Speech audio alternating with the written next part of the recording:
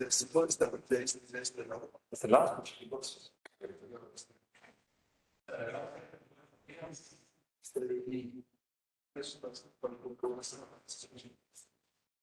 Mi nombre es Eduardo Castro, soy el profesor de la Facultad de Ingeniería de renovables, en una licenciatura y posgrado de renovables, y un poco la ingeniería teórica. El trabajo que voy a presentar pues, tiene relación con un trabajo de licenciatura de la ingeniera ahora Fernanda Díaz Hernández.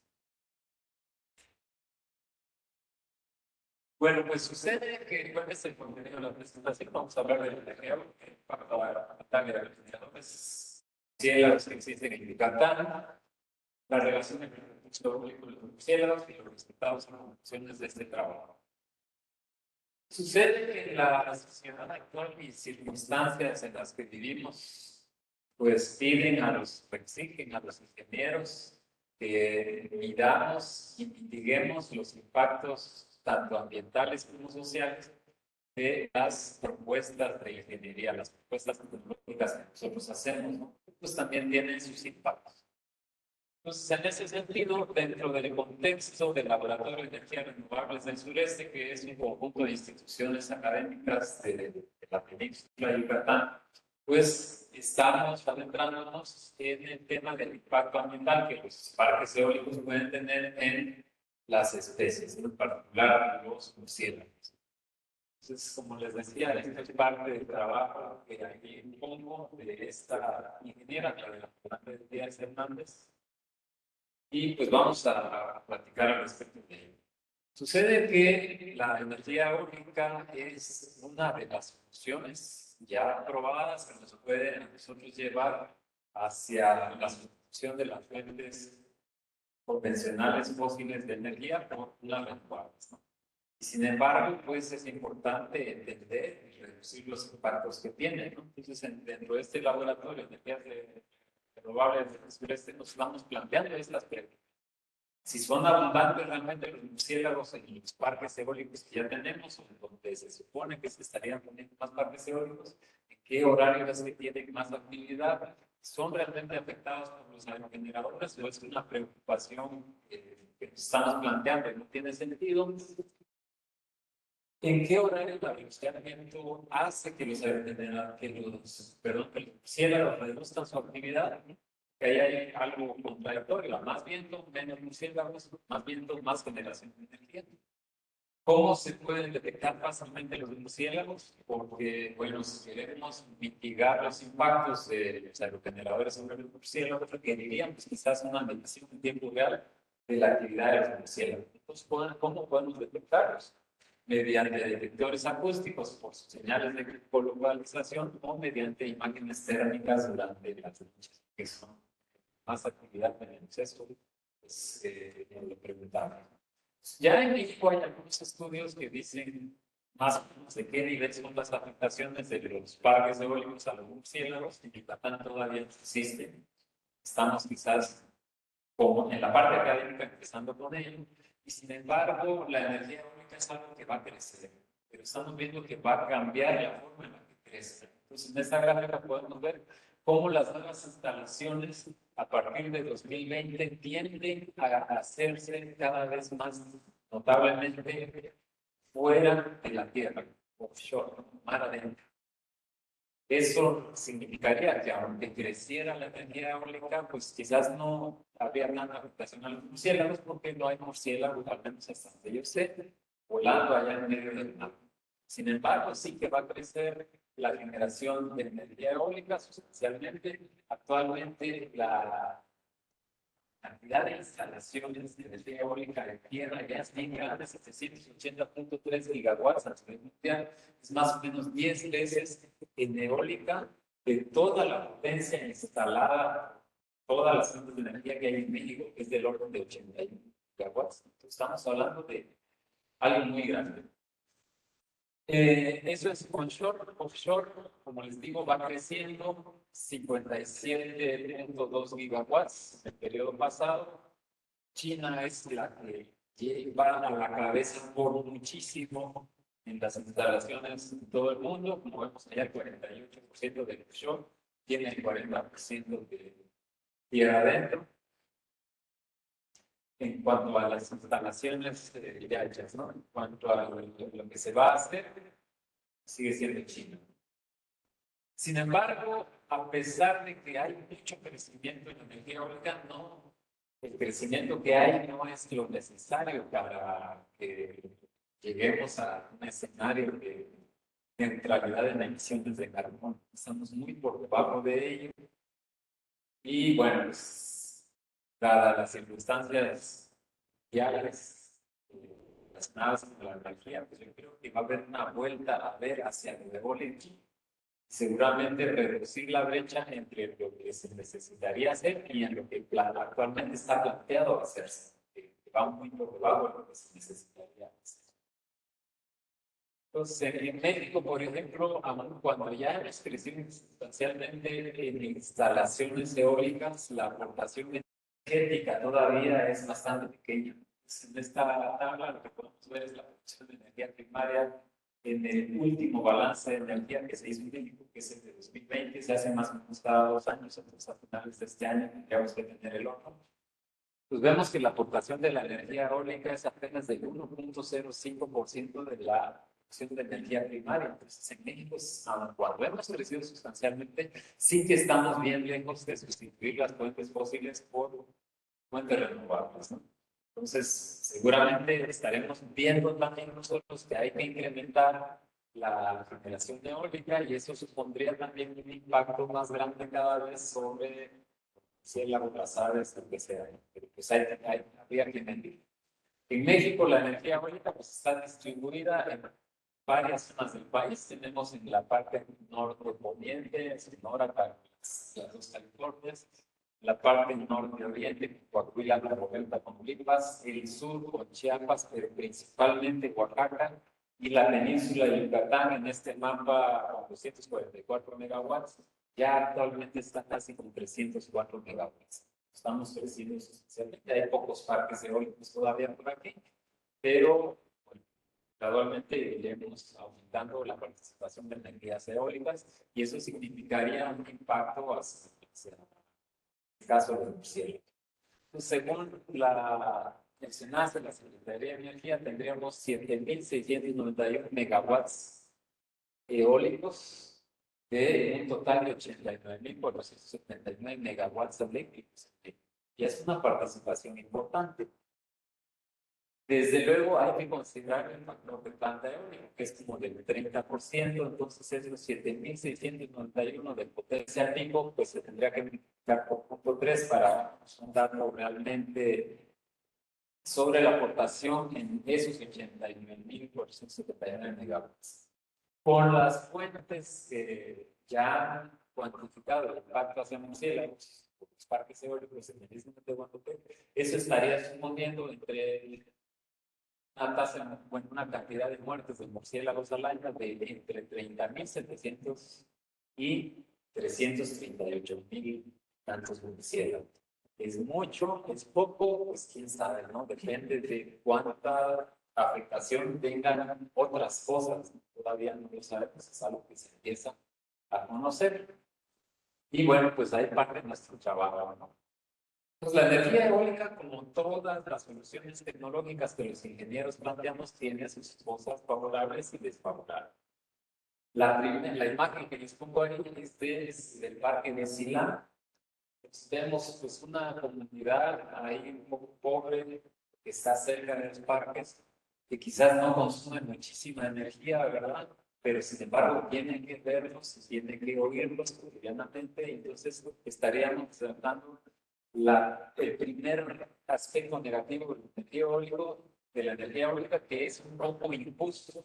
Es injusto en el sentido de que los parques se tienen que poner, forzosamente se tienen que poner en regiones usualmente de poco poder económico, ¿no? Que consumen poco, que impactan poco al medio ambiente, allá se tienen que poner y consumimos la energía en la parte rica del país, las ciudades grandes donde se consume gran cantidad de energía y donde económicamente vivimos mejor. pues tiene esta injusticia a la energía eólica, pero pues eso no se puede evitar porque el recurso está allá y los territorios libres están allá. Pues sería un contra, ¿no? Que podemos ver con esta imagen. Sin embargo, a favor, con respecto a otras fuentes de energía, tiene un bajo porcentaje de impacto permanente en el territorio. 4% del territorio afectado permanentemente durante la vida, que es muy poco. Una parte negativa es la baja densidad de potencia. Necesitamos un gran territorio para instalar generadores y obtener potencia grande. Afectación rural, pero beneficio urbano es menos, rentabilidad dependiente de la escala es menos también. ¿Por qué? Porque impide que los aerogeneradores estén en las ciudades funcionando tan bien como sí lo hacen los paneles fotovoltaicos en las ciudades. En Mérida tenemos paneles fotovoltaicos por todos lados. ¿Por qué no tenemos sistemas eólicos? Por ese punto de la rentabilidad es dependiente de la escala. Mayor tamaño del generador, más rentable es. Luego, algo positivo es que es algo comprobado que es viable técnica y económicamente para hacer esa transición energética. Negativo, tenemos problemas con el acceso al territorio. Y bueno, nosotros nos estamos empezando a preguntar qué afectaciones hay en Yucatán a los murciélagos por los fármacos. De eso es lo que estamos empezando a trabajar.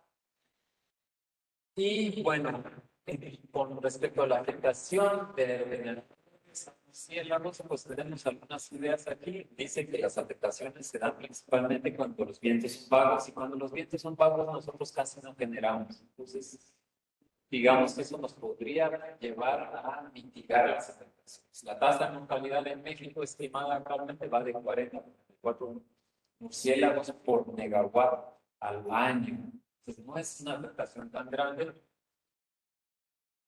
No se plantean, los que a veces se oponen a los parques eólicos, no se plantean también, ¿y qué sucede si no transitamos de nuevo? ¿Qué afectación va a haber sobre el murciélago? Decimos, estos van a afectar. Pero si no los empleamos, ¿cuántos van a afectar? Ahorita voy a poner un ejemplo con un fotovoltaico. Ahora, la eficiencia en la búsqueda de murciélagos muertos es muy baja, del 25 al 42% en algunos estudios, y en otros de 42 a 65. Entonces, eso hace que la estimación de la afectación por ir a buscar murciélagos muertos no sea algo que puede. Habría que detectar las muertes de otra forma, ¿no? Para un parque como de Progreso, que es de 90 megawatts aquí en Yucatán, pues estaríamos pensando en 860 a 3.960 murciélagos al año. No suena mucho, pero no sé otros elementos de nuestra sociedad construida cuando afectan. Suena tantísimo. Ahora, la temporada mayor mortalidad, al menos en Oaxaca, es el verano, es la primavera, el otoño y finalmente el invierno. Aquí en Yucatán, en invierno es cuando tenemos más viento. Y hay formas de reducir la mortalidad. Por ejemplo, se plantean en algunos casos que arrancando las espinas a partir de 5 metros por segundo de velocidad de viento, hay una reducción del 30% en la mortalidad. En los estudios se habla de arrancar a 4 metros por segundo, 150% de reducción de la mortalidad y así sucesivamente. Hay formas de resolver el problema si es que existiera. Todavía no sabemos. Por unas figuras que les voy a poner posteriormente, pues nos queda uno que sí sabe. Entonces, dentro de los resultados que se presentan también aquí en México, nos dice que la mortalidad es dependiente del tipo de producto. Es decir, ¿no? Las cifras de mortalidad no se pueden aplicar arbitrariamente en todos lados. Por ejemplo, en Estados Unidos, el 7% de las especies de murciélagos significa el 75% de la pocas especies mueren realmente. En Oaxaca, 48% de la mortalidad corresponde a esa familia de murciélagos, de las cuales hay algunos aquí en Yucatán, no todas. Y en Alemania, por ejemplo, sugieren que la muerte de los murciélagos no solo puede tener efectos en los murciélagos, sino que en cadenas tróficas, es decir, un montón de elementos del ecosistema y también afectaciones sobre por mismo la muerte de los murciélagos hacia la agricultura. Entonces, eso nos da una idea de también por dónde pudieran ir nuestras investigaciones. En cuanto al impacto ambiental de los aerogeneradores, hay un poco esta parte norte de Yucatán, donde tenemos un parque fotovoltaico y un parque eólico. La franja roja, la línea roja, la trayectoria, es la parte afectada permanentemente por el parque eólico de 90 megawatts.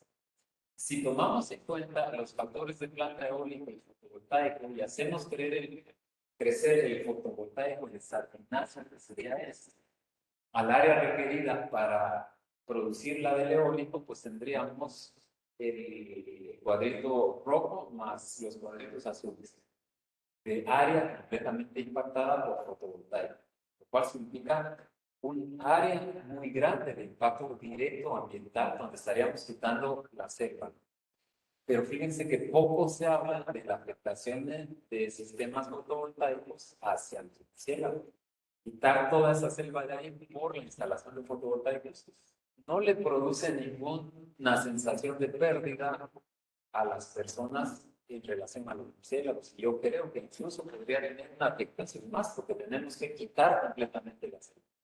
En el caso de los eólicos, pues es prácticamente el camino que queda afectado. Sin embargo, el área de barrio de las turbinas también grandes, del orden de hectáreas. Entonces, es algo que hay que estudiar ya y en lo que estamos nosotros metiendo. En murciélagos, pues hay una gran cantidad de especies reportadas aquí en el estado de Yucatán, de las cuales una endémica es el murciélago amarillo yucateco. En los parques eólicos, nosotros detectamos en progreso 15 especies, en disciplina 17 especies. Quiere decir que hay una gran abundancia de especies en los parques eólicos ya instalados en la Tierra. Posiblemente habría afectaciones entonces, ¿no? Cuando nosotros empezamos a medir, hay una cantidad tremenda de especies. Depende mucho también de ciertas condiciones, por ejemplo, la luna afecta mucho la disponibilidad. Se dice, no son las estaciones de la luna. Sí. Bueno, el ciclo de luna, ¿no? Si hay luna llena, si no hay luna, pues afecta mucho la actividad de los murciélagos. Pero cuando hay murciélagos, hay un montón de murciélagos, hay una gran diversidad de especies. Comprobado ahí en los parques, creo que ya no tengo control. A ver, ahí está. Entonces, esta ingeniera fue a hacer detección de murciélagos en el Parque de Progreso y cerca del Parque de Tizimín. Tener acceso a los parques eólicos es algo que es bastante complicado, más aún que se hizo en el tiempo de la pandemia. La forma de detectar los murciélagos es mediante sus localizaciones con micrófonos especiales, con software de procesamiento, de análisis tiempo-frecuencia. El tiempo-frecuencia, los murciélagos tienen patrones muy específicos de localización. Sí, tienen partes del espectro acústico que nosotros no podemos detectar. Entonces, pues esos son los elementos que utilizamos. También evaluamos qué tan efectivos son estos aparatos para detectar a cierta distancia los murciélagos, porque los sistemas eólicos son sumamente grandes. Por eso son torres de 120 metros de altura con diámetros de rotor de 110 metros. Entonces, tenemos que tener un aparato que detecte los murciélagos en todo ese espacio. Esos aparatos no son suficientes para ello. Lo pudimos nosotros evaluar. Y pues nos dimos cuenta que grupos o empresas que están haciendo detección de murciélagos se basan en esto para hacer sus detecciones y es algo que no es suficiente. Es uno de los resultados. Pues ahí les pongo en esta gráfica pues una idea de qué parte del año, la parte que estuvimos nosotros trabajando, hay más actividad, en meses de septiembre, octubre, noviembre, y se reduce un poco en diciembre y en enero la actividad de murciélagos, diciembre, enero, febrero, marzo son las épocas en las que hay más viento, entonces eso nos diría que hay un poco menos afectación. Este es en el Parque Eólico de Progreso. Verificamos, había una empresa haciendo el servicio de seguimiento del murciélago en el Parque Eólico y que nosotros, cuando ellos nos detectaban, verificábamos que el equipo fuera capaz de detectar correctamente la especie del murciélago. En cuanto a cámaras térmicas, también vimos cuál es la efectividad de las cámaras térmicas y vemos que están reducidas en distancia, dado las emisiones de los parques. El uso de las cámaras térmicas no es una solución muy adecuada. Encontramos que a 3 metros se detectan los murciélagos grandes, mientras los más pequeñitos a 11 metros. Entonces es muy pequeño con relación a las dimensiones del Parque Oregon.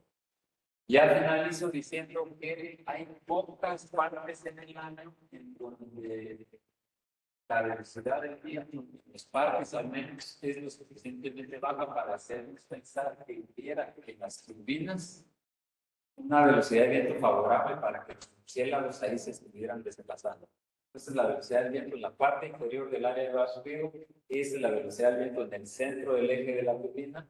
Y la última sería la velocidad del viento en la parte superior del área de la turbina. Entonces, generalmente el viento es muy grande para que los murciélagos se estén moviendo ahí, pero eso es algo que hay que verificar. También los horarios de viento y de actividad de los murciélagos como que no coinciden, entonces eso nos haría pensar favorablemente en cuanto a la relación entre murciélagos y aerogeneradores, pero es algo que hay que verificar. Y resultados y conclusiones, bueno, pues hay mucha actividad de murciélagos, validamos las detecciones automáticas, eso sí realmente funciona.